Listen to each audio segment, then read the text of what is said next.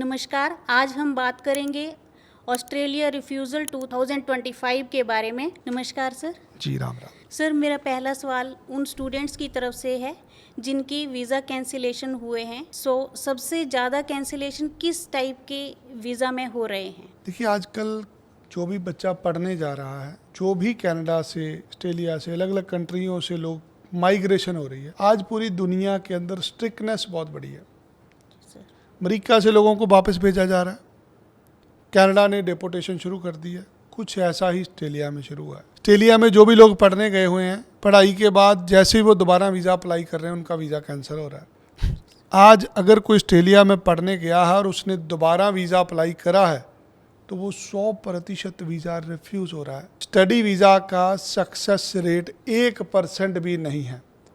100% फाइलें रिफ्यूज़ हो रही हैं जो ऑन श्योर लग रही हैं। बच्चे यहाँ से वीज़ा लेके जाते हैं ऑस्ट्रेलिया में पढ़ाई का, वहाँ जाके कॉलेज, कोर्स, यूनिवर्सिटी चेंज कर लेते हैं। जब आप चेंज कर लेते हो तो आपको वीज़ा भी चेंज करना होता है। जैसे ही वो वीज़ा डालते हैं कि मुझे चेंज करना है, उसका सक्सेस रेट 1% भी नहीं है।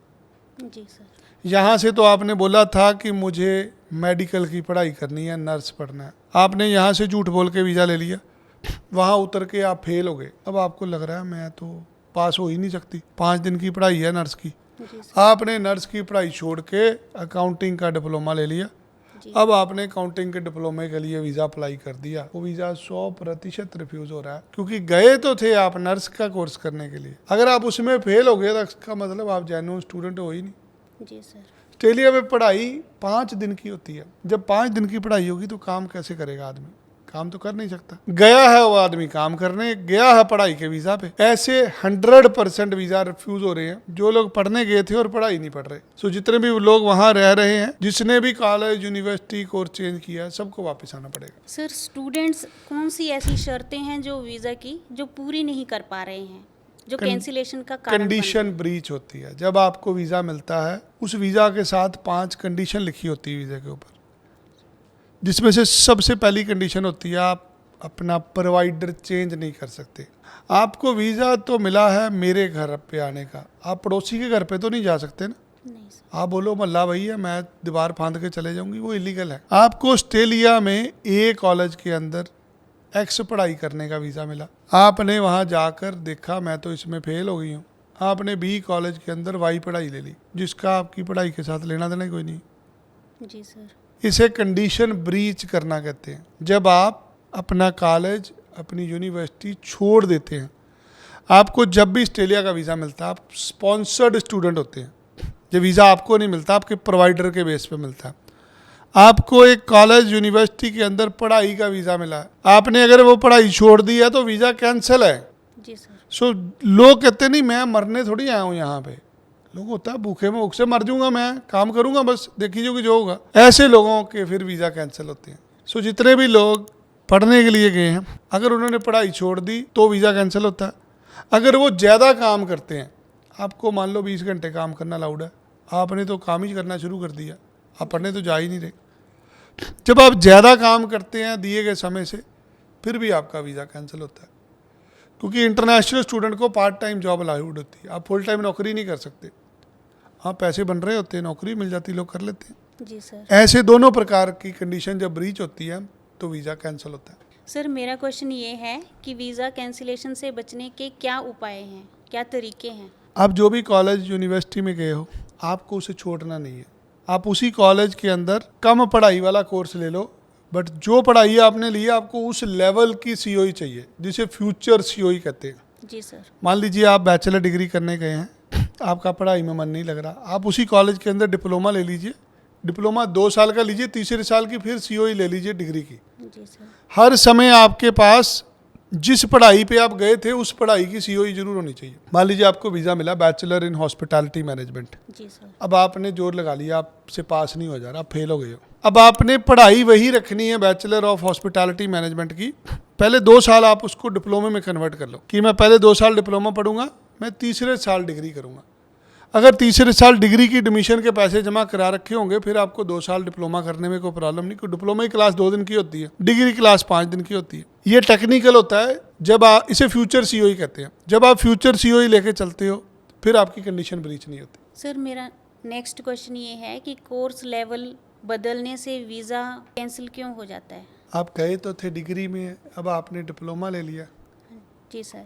जो डिग्री वाले कॉलेज ने आपको बुलाया उसने आपसे $20,000 $25,000 साल के लेने थे। आपने 3 साल की डिग्री का बोल के वीज़ा अप्लाई कर दिया। आपको 3 साल की डिग्री के अंदर वीज़ा मिल गया। 3 साल में आपने $75,000 देने थे कॉलेज को। जी सर। आपने तो 6 महीने भी नहीं पढ़ाई करी, आपने तो छोड़ के डिप्लोमा ले लिया। तो उसको $75,000 कौन देगा? आपने तो नुकसान कर दिया उनका। आप बाजार गए, आपने बोला भैया हमें 300 बंदों का खाना बना दो, हमारी बारात आ रही है। उन्होंने 300 बंदों का खाना बना दिया। आप अगले दिन कह रहे नहीं ब्याह कैंसिल हो गया, ठीक है सर। वो बारात नहीं आ रही, तो जो खाना बन गया वो कहाँ जाएगा? आप बोलो नहीं हमने पैसे देने ही नहीं। आप बोलोगे हमने तो खाना लिया ही नहीं। आपने किसी दुकान पे ऑर्डर दिया, आप सामान लेने नहीं गए, पैसे आपने दिए हुए। कोई आदमी पैसे वापस करेगा आपको? नहीं सर। आपने दुकान का सामान भी खराब कर दिया, आपने मेरा कार्ड भी खराब कर दिया।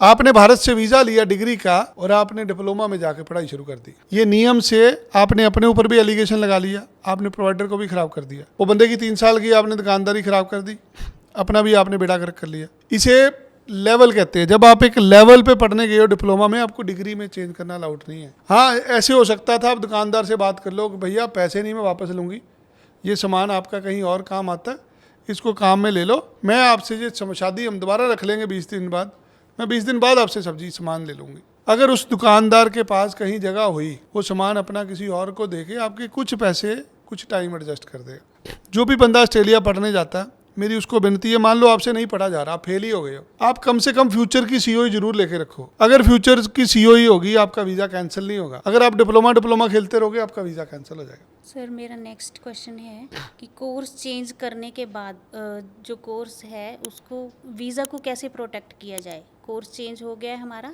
लेकिन अब वीज़ा प्रोटेक्ट करना है तो उसका क्या? कभी भी वीज़ा प्रोटेक्ट नहीं होता कोर्स चेंज करने से, आपको वीज़ा दोबारा अप्लाई करना पड़ता है। जी सर। जो भी एजुकेशन एजेंट या जो भी वकील आपका केस अप्लाई करा रहा है उसकी जिम्मेदारी होती है आपका वीज़ा दोबारा अप्लाई करे। लोग वीज़ा दोबारा अप्लाई नहीं करते क्योंकि वीज़ा 100% रिफ्यूज़ हो रहा है। जी सर। ऐसे में कंडीशन ब्रीच होगी, एक ना एक दिन वापस आना, ना पीआर होनी है, ना वर्क परमिट मिलना। ठीक है सर। कुछ नहीं हो सकता ऐसे लोगों का। सर मेरा नेक्स्ट क्वेश्चन ये है, अगर कोर्स चेंज करते हैं तो क्या उसके ऊपर पीआर के ऊपर उसका क्या प्रभाव पड़ेगा? अगर आपने कोर्स चेंज किया है आपकी पीआर होनी ही नहीं। जी सर। अगर आपने कोर्स कॉलेज चेंज कर लिया, आप कंडीशन ही ब्रीच कर गए। ठीक है सर। जो आदमी आपके घर पे अंदर आते ही गालियाँ निकालनी शुरू कर देगा, आप उसको कभी घर पे थोड़ी रहने देंगे।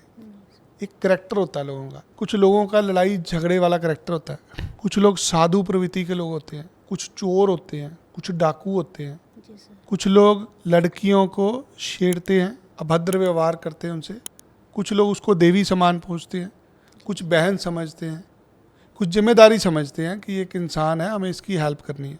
जी सर। जब एक इंसान दूसरे इंसान की मदद करता है, उसको अपनी जिम्मेदारी समझता है, ऐसे लोगों को लोग पसंद करते हैं। जी सर। जो लोग व्यभिचार करते हैं, दुष्कर्म करते हैं, लोगों को दुख देते हैं, ऐसे लोगों को कोई पसंद नहीं करता। जब आपने कंडीशन ब्रीच कर दी, आपने कॉलेज भी चेंज कर लिया, कोर्स भी चेंज कर लिया, अब आपको वहाँ रहने तो नहीं कोई देगा। जबरदस्ती आप जितनी देर रहना रही जो, पीआर तो जिंदगी में अब होने वाली ही नहीं है। आप सर 2025 में स्टूडेंट वीज़ा कैसे अप्लाई करें जो रिसेंटली पास आउट हुए हैं? 1 जुलाई से कानून बदल रहे हैं, वीज़ा फीस बढ़ रही है, ट्यूशन फीस बढ़ रही है, जीटी की रिक्वायरमेंट बढ़ रही है, फंड्स बढ़ रहे हैं। जिसने भी अभी +2 करी है उसके लिए गोल्डन अपॉर्चुनिटी है, आप जुलाई इनटेक अप्लाई कर सकते हैं हमारे से। हम 2 दिन में एडमिशन दे देंगे, 4 दिन में आपकी फाइल लग जाएगी। ठीक है सर। जो भी बच्चे जाना चाहते हैं उनके लिए हम मेलबर्न, सिडनी, ब्रिस्बेन और पर्थ 4 जगह पे एडमिशन करा रहे हैं। बैचलर डिग्री में एडमिशन होगा, नए फंड से फाइल लग जाएगी। Okay sir. जिसको भी जाना है हमें संपर्क करें। आइल्स के अंदर 6.5 बैंड होने चाहिए आपके, पढ़ाई में आपके अच्छे नंबर होने चाहिए, फंड्स आपके पास खुद के हों, वीज़ा रिफ्यूज़ नहीं होगा। ठीक है सर। आशा करती हूँ कि आपके सारे डाउट 2025 ऑस्ट्रेलिया स्टडी वीज़ा के रिगार्डिंग क्लियर हो गए होंगे। धन्यवाद।